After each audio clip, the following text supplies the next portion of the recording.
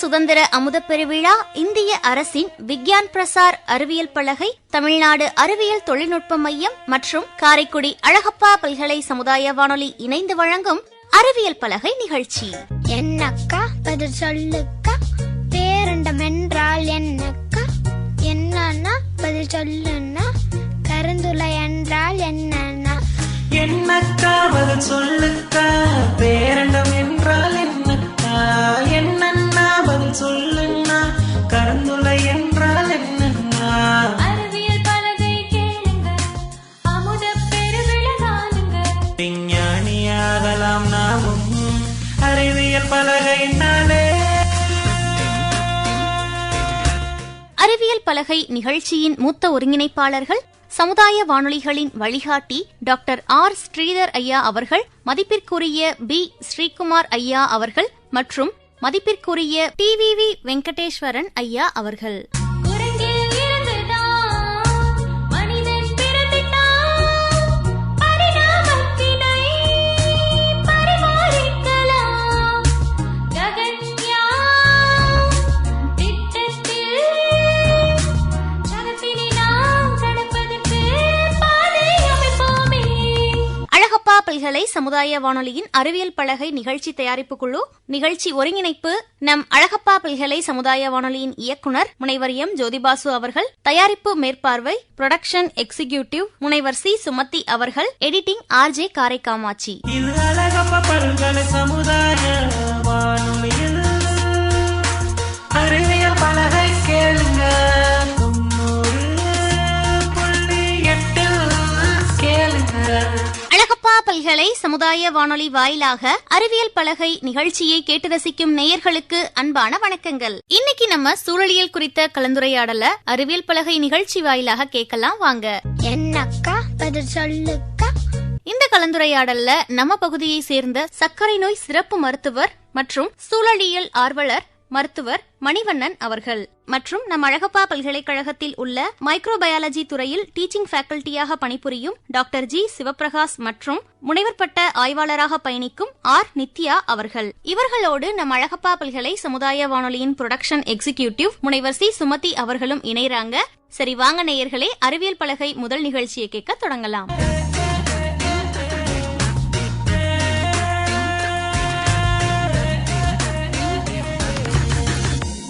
Doctor, இப்போ bioplastic research நிறைய பண்ணிட்டு இருக்கோம். இது பூமிக்கு நல்லதா? Bioplastic starch, cellulose, proteins, organic, polyester இதெல்லாம் பயோபிளாஸ்டிக்ஸ். இதனால கார்பன் வெளியேற்றப்படுதல் குறையுது. ரெண்டாவது, ரீசைக்கிள் பண்ணலாம். நம்ம ஆர்டினரி பிளாஸ்டிக்கோட எஃபெக்ட் குறையும். உணவுப் பொருள் கட்டிட்டு போகிறது கொண்டு போகிறது, பார்சல் பண்ணி கொண்டு போகிறோம், பேக்கிங் பண்ணுறதுல இதோட பாதிப்பு பிளாஸ்டிக்கை விட கம்மி. எல்லாமே இதில் நேச்சுரல்லேருந்து தான் எடுக்கிறோம், இயற்கையிலேருந்து தான் எடுக்கிறோம். அதனால இதில் பெரிய பயோபிளாஸ்டிக்ஸ்னால பூமிக்கு மிக மிக நல்லது, பெரிய கெடுதல் எதுவும் இல்லை. கரும்பு சக்கை தான் இதில் மிகப்பெரிய பங்கு வகிக்குது. அதனால பயோபிளாஸ்டிக் பொறுத்தல நல்லது தான். ஃபாசில் ஃபியூயல்ஸ் எனப்படுற பெட்ரோலியம் பேஸ்டு எரிபொருள்களுக்கு மாற்றாக எதை பயன்படுத்தலாங்க? அதாவது பெட்ரோலியம் சார்ந்த எரிபொருள் இந்த உலகத்தில் இன்னும் 40 வருஷத்துக்கு தான் இருக்கு அப்படின்னு சொல்றாங்க. 40 வருஷம் கழிச்சு பெட்ரோலியம் சார்ந்த எரிபொருள் இல்லை. எப்போவுமே நம்ம ஒரு பிரச்சனை இல்லைன்னா அடுத்த பிரச்சனையை தேடுவோம். இப்போ முடிய போகுது அப்படின்னா அடுத்த தேட ஆரம்பிக்கிறோம். Bio hydrogen, natural gas, solar energy அப்படிங்கிறது தான் இதுக்கான மாற்று. பயோ ஹைட்ரஜன் அப்படிங்கிறது நம்ம உணவு சார்ந்த பொருள், விவசாய கழிவுகள், இதிலேருந்து ஆர்கானிக் வேஸ்ட்டு, அனிமல் வேஸ்ட்டு, இதிலேருந்து நம்ம அதை தயார் பண்ணுறோம். இதுலேருந்து கேஸும் எடுக்கலாம், அது நேச்சுரல் கேஸ். சோலார் எனர்ஜி, சூரிய ஒளி ஆற்றல், அது உங்களுக்கு தெரியும். இதன் மூலமாக இண்டஸ்ட்ரியில் இயக்கலாம், வாகனங்களையும் இயக்கலாம், மின்சாரங்களையும் உருவாக்க முடியும். இதுதான் எதிர்கால உலகம். இதை நம்பி தான் எதிர்கால உலகத்தை நம்ம கட்டமைக்கணும். இந்த பெட்ரோலியம் ப்ராடக்ட்ஸ்க்கு 40 வருஷம் அவ்வளோதான் அதுக்கான ஆயுள். அதுக்கு பின்னாடி இதை நம்பி தான் உலகம் இயங்கும்.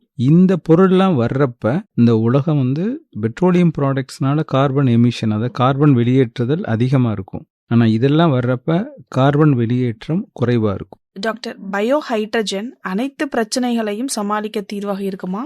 பயோ ஹைட்ரஜன் அனைத்து பிரச்சனைக்கும் தீர்வு இல்லை, இது ஒருங்கிணைந்த தீர்வு தான். பயோ ஹைட்ரஜன் ஒருங்கிணைந்த தீர்வு தான். நம்ம மனித இனம் அப்படின்னா பரீட்சைக்கு தான் படிப்போம். முன்னாடியே அதை பிளான் பண்ணி படிக்கிறது இல்லை. 40 வருஷத்துல முடிய போகுது அப்படின்றதுக்காக நம்ம இதெல்லாம் எடுக்கிறோம். இப்போ வேகமாக செயல்படுறோம். ஆனால் இந்த வேகம் பத்தாது தான். பசுமை வாயுக்கள் வெளியேற்றம் அப்படின்றத நம்ம நினைக்கிறப்ப இந்த வேகம் பத்தாது. பயோடீசலோட பயன்கள் என்னென்ன சார்? பயோடீசல் வந்து டீசலுக்கான மாற்று பொருள், பெட்ரோலியம் டீசலுக்கான மாற்று பொருள் தான். அனிமல் ஃபேட்டு, ஃபுட் வேஸ்ட்லேருந்து தான் இதை தயார் பண்ணுறோம். இதில் முக்கியமாக வந்து நம்ம எந்த விதத்துலையும் இதை இயற்கையை டேமேஜ் பண்ணாமல் எடுக்கிறனால இது ஒரு நல்ல தீர்வு தான். பூமிக்கான நல்ல தீர்வுகளில் இது ஒன்று. டாக்டர், இப்போ பயோ ஹைட்ரஜன், பயோடீசல் இது மாதிரி மாற்று எரிபொருள்கள் அல்லது புதுப்பிக்கத்தக்க எரிபொருள்கள் இதை பத்தி இப்ப நிறைய விழிப்புணர்வு வந்திருக்கு. அந்த வகையில இப்ப ஹைட்ரஜன் உற்பத்தி இதை அதிகரிக்கிறதுக்கு அரசாங்கங்கள் நிறைய திட்டம் கொண்டு வரதா நம்ம கேள்விப்படுறோம். அதை பத்தி கொஞ்சம் சொல்லுங்களேன். 2023 ஜனவரி மாதம் இந்திய அரசாங்கம் தன்னுடைய கொள்கையை பிரகடனப்படுத்தியிருக்கு பயோ ஹைட்ரஜனுக்காக. இந்த பயோ ஹைட்ரஜன் நடைமுறைக்கு வந்தால் நம்ம இந்தியாவுடைய எரிபொருள் இறக்குமதியில் வருடத்திற்கு 1 லட்சம் கோடி மிச்சமாகும். அதே நேரத்தில் இந்தியா அதாவது பசுமை வாயுக்கள் வெளியேற்றத்தில் 50 MMT அப்படின்னு சொல்லக்கூடிய பெர் இயர் அந்த அளவு குறையும். இது ரெண்டுமே ஒன்று பூமிக்கு நல்லது, இன்னொன்று இந்தியாவுக்கு நல்லது. இதை நடைமுறைக்கு வர்றதுக்கு இன்னும் 50 வருடங்கள் நம்ம காத்திருக்கணும். ஆனால் ஒரு நல்ல முன்னெடுப்பு தான். தொடர்ச்சியாக இதில் கவனம் செலுத்தி இந்திய அரசாங்கம் அதை முன்னெடுத்துச்சுன்னா பூமிக்கும் இந்தியாவுக்கும் நல்லது. டாக்டர், முன்னொரு கேள்விக்கு மைக்ரோ பிளாஸ்டிக் கடல்ல கலக்கறனால அதோட தீமைகளை சொன்னீங்க. அதே மாதிரி இப்போ பெட்ரோலியம் ப்ராடக்ட்ஸும் கடல்ல கலக்குது. அதை பத்தி கொஞ்சம் சொல்ல முடியுமா? பெட்ரோலியம் ப்ராடக்ட் அதாவது எண்ணெய் கடல்ல கொட்டுது. அது ஷிப்லேயோ வேற வழிகள்லையோ கொட்டி போயிடுது. இதனால என்ன பாதிப்பு வரும் அப்படின்றது, முதல்ல எண்ணெய் படலம் தண்ணி மேலே அப்படியே நிற்கும். நேரடியாக மீன்கள், கடலுக்குள்ள உள்ள தாவரங்கள் எல்லாமே சூரிய ஒளி உள்ளே போக முடியாமல் தாவரங்கள் பாதிக்கும், மீன்கள் பாதிக்கும். கடல்வாழ் பறவைகள்னு கொஞ்சம் இருக்குது. அந்த பறவைகள் மேலே எல்லாம் இது உள்ளே போயிட்டு வெளியே வர்றப்ப எண்ணெய் ஒட்டிக்கிறோம். அதுலேருந்து அது பறக்க முடியாத ஒரு தன்மை வரும். இன்னும் ஒரு சம்பவத்தை நான் சொல்லணும்.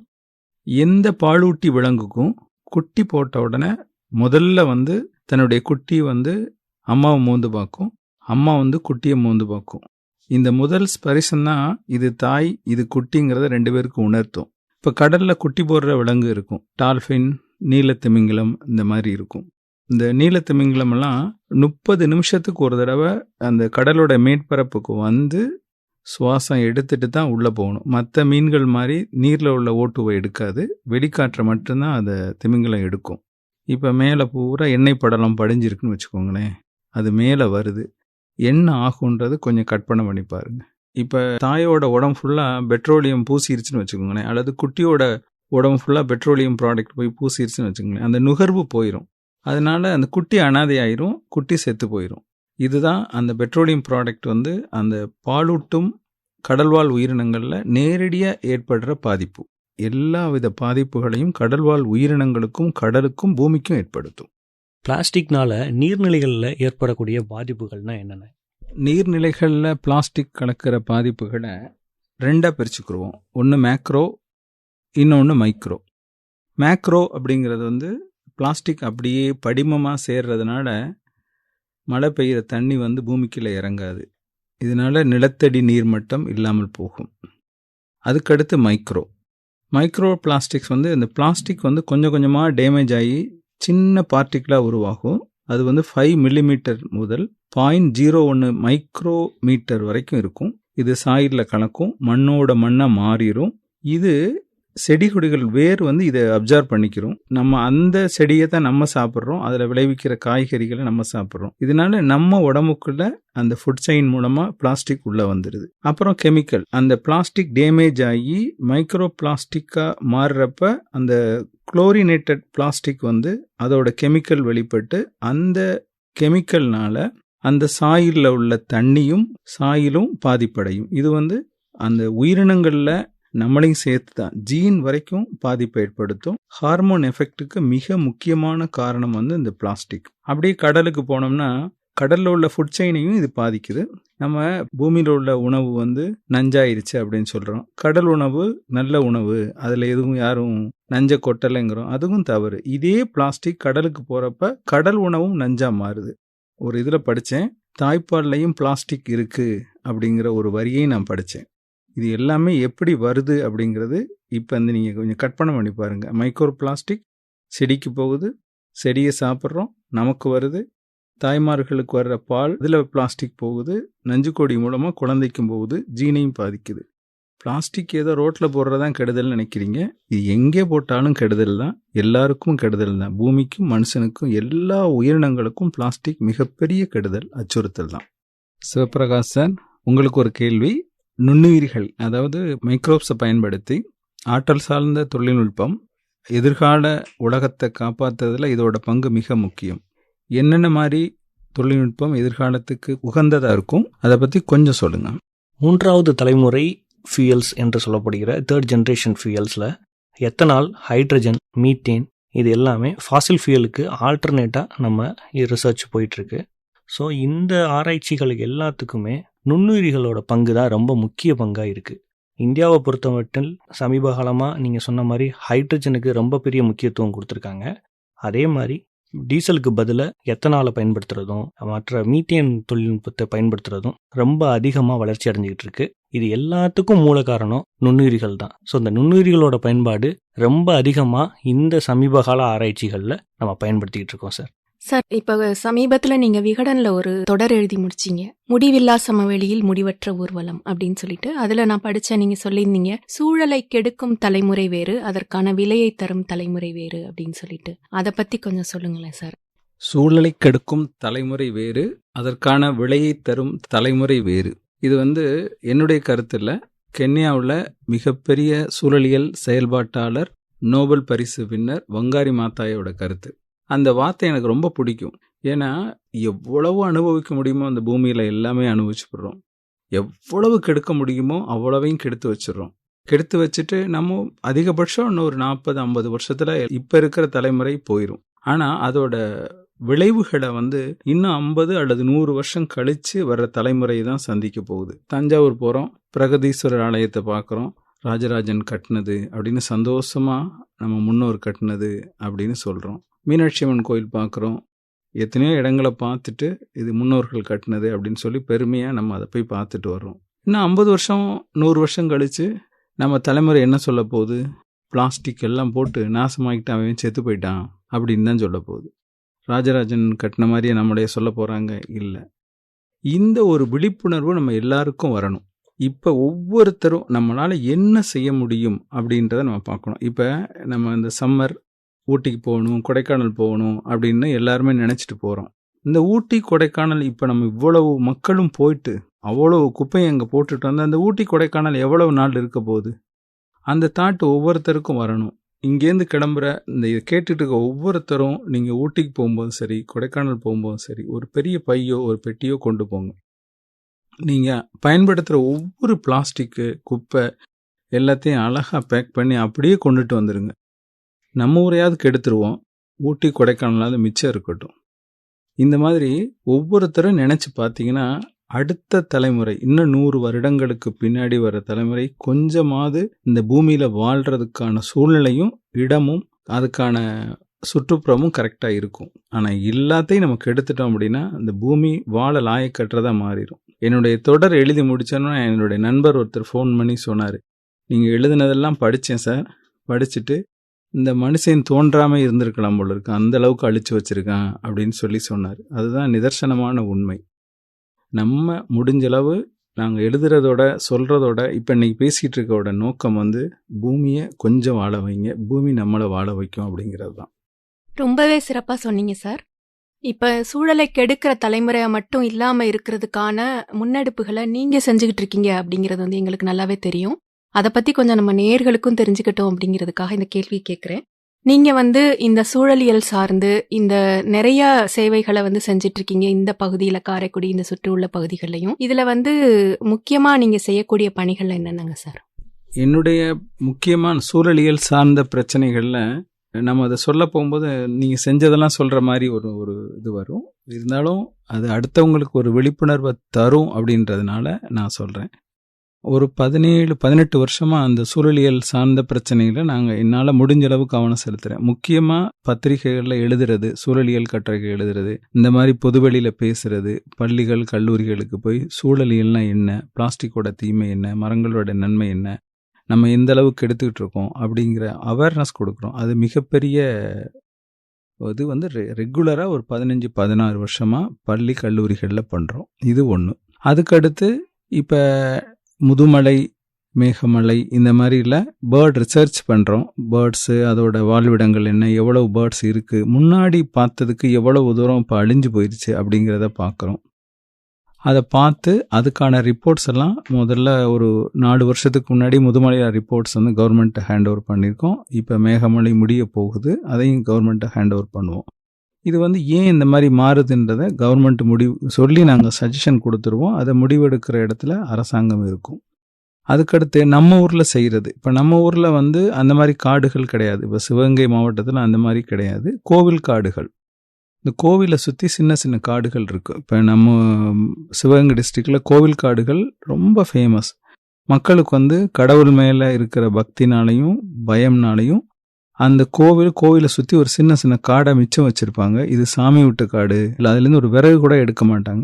அங்கே வந்து நம்ம நேட்டிவ், நம்மளுடைய பூர்வ அதாவது தமிழ் இலக்கியத்தில் இடம்பெற்ற மரங்கள்லாம் அங்கே இருக்கும். இப்போ காரைக்குடியை சுற்றி எடுத்துக்கிட்டிங்க அப்படின்னா கண்டனூரில் ஒரு அழகான கோவில் காடு இருக்குது. பள்ளத்தூர் பக்கத்தில் சோலை வளர்த்த ஐயனார் கோவில், இந்த மாதிரி கோவில் காடுகள் இருக்குது. அதிகமாக கோவில் காடு இருக்கிற மாவட்டம்னு எடுத்திங்கன்னா சிவகங்கை, புதுக்கோட்டை, தஞ்சாவூர், அரியலூர், இந்த 4 மாவட்டம் தான் அதிகமான கோவில் காடுகள் இருக்குது.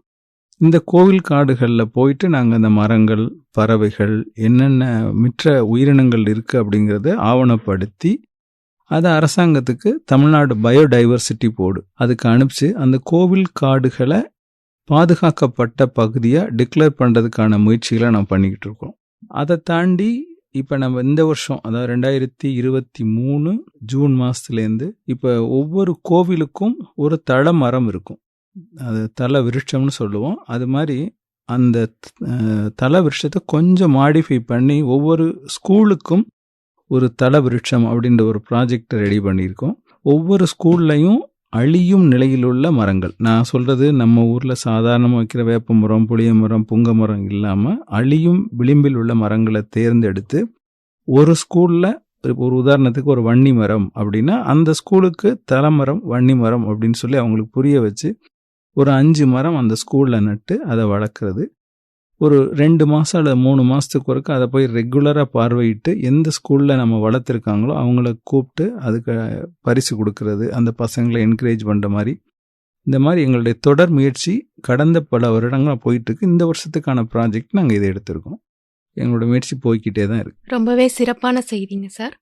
இந்த சூழலியல் சார்ந்த விழிப்புணர்வு அப்படிங்கிறது இப்போ நம்ம தமிழ் சமூகத்தில் எப்போ தோன்றுனதுங்க சார்? அதாவது தமிழ் இலக்கியம், அதாவது பழைய இலக்கியம்னாலும் சரி, இன்றைய நவீன இலக்கியம்னாலும் சரி, சுற்றுச்சூழல் சார்ந்த பிரச்சனைகளை பேசுகிற மாதிரி தான் நம்மளுடைய தமிழ் இலக்கியங்கள் இருந்துகிட்டே வந்தது.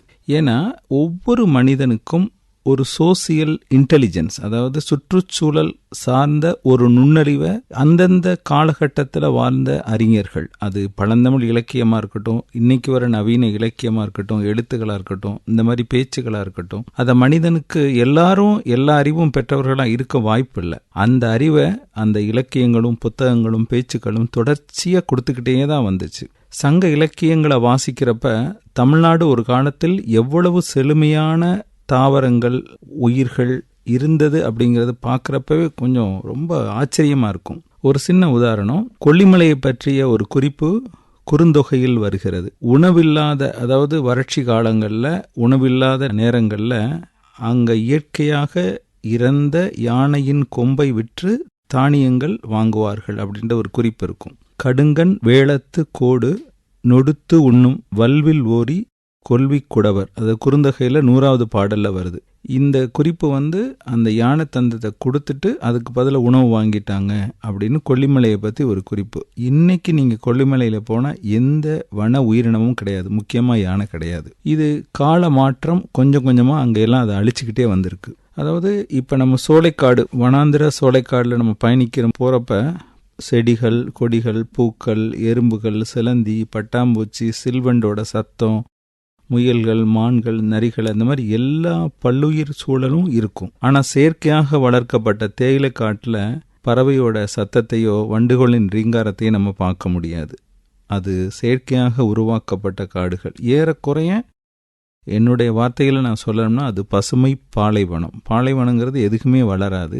அது மாதிரி இன்னைக்கு இருக்கிற தேயிலை தோட்டங்கள் அதெல்லாம் மனிதனால் உருவாக்கப்பட்ட ஒரு பசுமை பாலைவனம். பார்க்க அழகாக இருக்கும். நம்ம மக்கள் அந்த மற்ற உயிரினங்களையும் எப்படி நேசிச்சாங்கன்றதுக்கு இன்னொரு பாட்டு.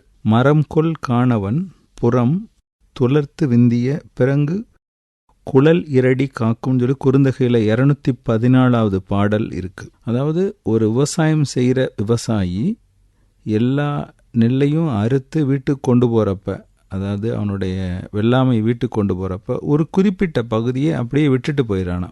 அது கடவுளுக்கு அப்படின்னு சொல்லிட்டு, அந்த கடவுளின் பெயரால் அங்கே உள்ள மிச்ச ஜீவராசிகள் அதை சாப்பிட்டு உயிர் வாழ்ந்து அதில் சாப்பிட்டு ஓவராகி ஒரு மைல் அங்கே படுத்து கிடந்ததான் இந்த பாட்டு சொல்லுது. இப்படி பிற உயிர்களையும் நேசித்துச்சு தான் நம்ம தமிழ் மரபு அந்தந்த காலத்திலேருந்து வருது. இதை அதான் சொன்னேன், முதல்ல சொன்ன மாதிரி பழைய இலக்கியங்கள்லேருந்து நவீன இலக்கியங்கள் வரைக்கும் ஒரு அவேர்னஸ் கொடுத்துக்கிட்டே தான் வருது.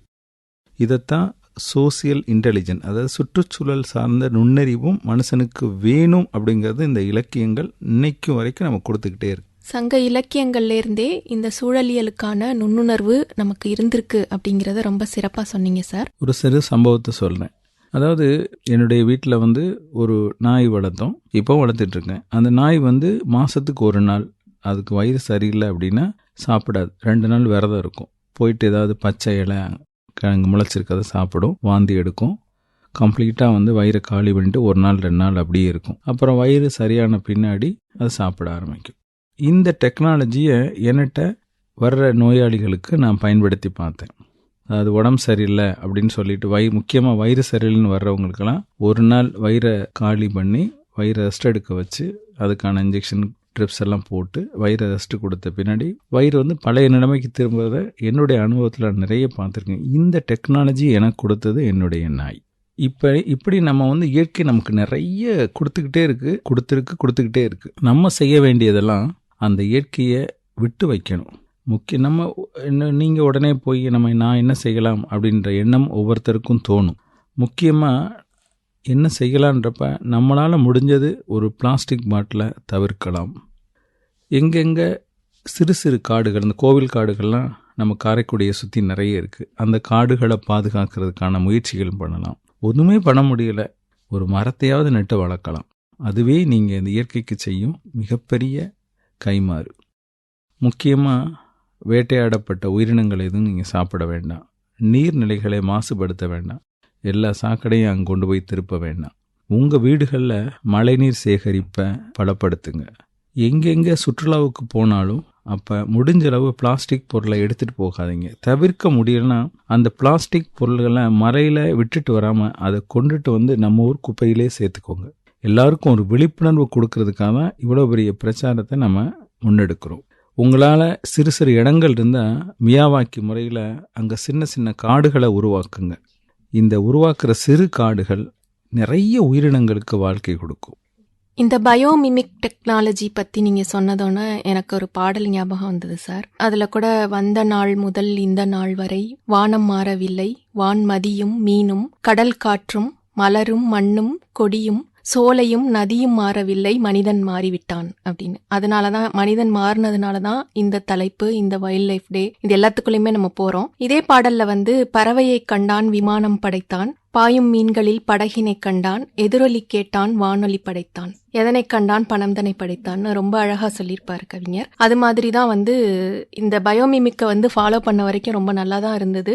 அதுல இல்லாத, இயற்கையில இல்லாத அந்த பணம்னு ஒண்ணுல போனதுக்கு அப்புறம் தான் எல்லாத்துக்கும் ஒரு அழிவு வந்துருச்சு. இப்ப ரொம்ப அருமையா இந்த பயோமிமிக் டெக்னாலஜி பத்தி நீங்க சொன்னீங்க. எல்லாமே இயற்கையிலேருந்து நம்ம எடுத்துக்கிட்டது தான். ஆனா அதுக்கு திருப்பி நம்ம என்ன கொடுக்க போறோம் அப்படிங்கறதுதான். இது மாதிரி உங்களை மாதிரியானவங்களை நம்ம இந்த விழிப்புணர்வு குறித்த சிறப்புரைக்காக அழைக்கிறதோட நோக்கம் சார். இதை கண்டிப்பா நேயர்கள் எல்லாரும் கேட்டு பயனடையணும் அப்படின்னு நான் கேட்டுக்கிறேன். நான் பேசின அனைத்தையும் கேட்ட எல்லா நேயர்களுக்கும் என் நெஞ்சார்ந்த நன்றிகள். இதற்கான நல் வாய்ப்பை வழங்கிய அழகப்பா பல்கலை சமுதாய வானொலிக்கும் என் நன்றி. தொடர்ச்சியா இந்த விழிப்புணர்வு, அதாவது காடு சார்ந்த அதன் வாழ்வியல், அதில் வாழும் உயிரினங்களை பற்றி தொடர்ச்சியாக நம்ம பேசுவோம். எங்களால் முடிஞ்ச விழிப்புணர்வை என் மக்களுக்கு தருவோம் அடுத்தடுத்த வாரங்களில் என நம்பிக்கையுடன் விடைபெறுகிறேன். ரொம்ப சிறப்பா சொன்னீங்க சார். இந்த நிகழ்ச்சியின் மூலமா நிறைய பயனுள்ள தகவல்களை நாங்களும் மக்களும் கேட்டுட்டு இருக்க மக்களும் தெரிஞ்சுக்கிட்டோம். ரொம்ப மிக்க நன்றி ஐயா. புவிநாள் நிகழ்ச்சியில நிறைய கேள்விகளுக்கு தெளிவான பதில் கிடைச்சது. ஸோ இதுக்கு காரணம் உங்களோட அனுபவமும் உங்களோட பேஷன் தான் சார். Thank you very much. இது அழகப்பா பல்கலை சமுதாய வானொலியில் அறிவியல் பலகை கேளுங்க. 90.8 கேளுங்க. நேயர்களே, நம்ம தொடர்ந்து கேட்டுட்டு இருக்கிறது அழகப்பா பல்கலை சமுதாய வானொலி. இது காரைக்குடியின் முதல் வானொலி.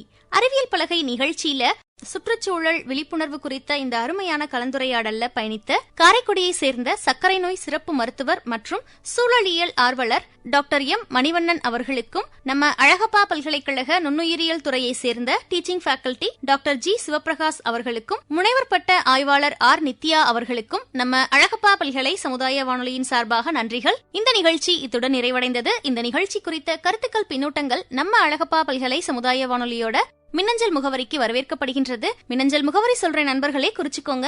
FM 90.8@alappuniversity.ac.in. இந்த நிகழ்ச்சியை நம்ம அழகப்பா பல்கலை சமுதாய வானொலி பண்பலை 90.8 மற்றும் அழகப்பா பல்கலைக்கழகத்தின் இன்டர்நெட் ரேடியோஸான iRadio, Spotify, Google Podcastலயுமே நீங்க கேட்டு ரசிக்கலாம். தொடர்ந்து இணைந்திருப்போம். இது அறிவியல் பலகை நிகழ்ச்சி, அழகப்பா பல்கலை சமுதாய வானொலி, காரைக்குடியின் முதல் வானொலி. நன்றி நேயர்களே.